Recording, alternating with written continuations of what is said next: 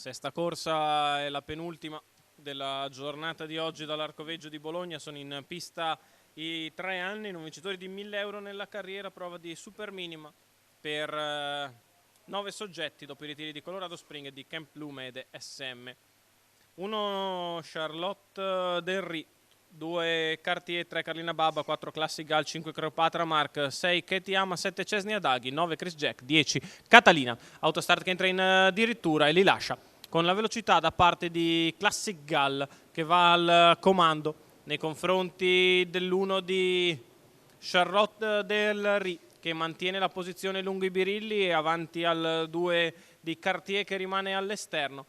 Si parcheggia invece in corda Carlina Baba con in pariglia esterna Cleopatra Mark. In terza ruota progredisce Katie Ama. I primi 200 del leader Classic Gal passati in 15,3. Sulla dritta opposta alle tribune l'allievo di Lorenzo Baldi continua da battistrada con un paio di lunghezze nei confronti di Charlotte Del Ri, che è in seconda posizione, precedere Carlina Baba, mentre progredisce e si pone allo scoperto Katie Ama.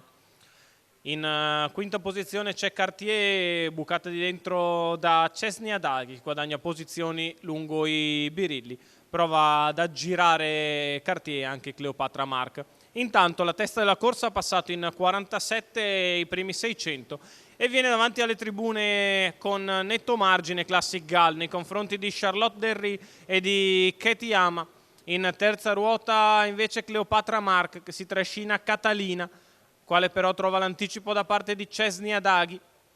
Intanto dopo 1 e 2 per i primi 800 metri Classic Gal continua indisturbato al chilometro in 1,17,5 ed è ancora un paio di lunghezze avanti a Katie Ama, che scende in seconda posizione alle spalle del leader, che ora però allunga di scatto e guadagna margine nei confronti di Katie Ama. La dritta opposta alle tribune in 14,9 è in vantaggio sempre Classic Gal con un paio di margine, peggiora sensibilmente di camminata, deve stare fermo con le mani Lorenzo Baldi. Sta arrivando allora Katie Ama, che invece almeno di trotto è decisamente meglio, 15,9 per la curva, in vantaggio 7, Classic Gal che poi Daghi, sbaglia e allora è passato squalificato. Katie Ama, che se n'è andato dalla compagnia. Katie Ama che viene a concludere con il primo successo nella carriera, vince nettamente nei confronti di Catalina, che è seconda. Per il terzo Chris Jack.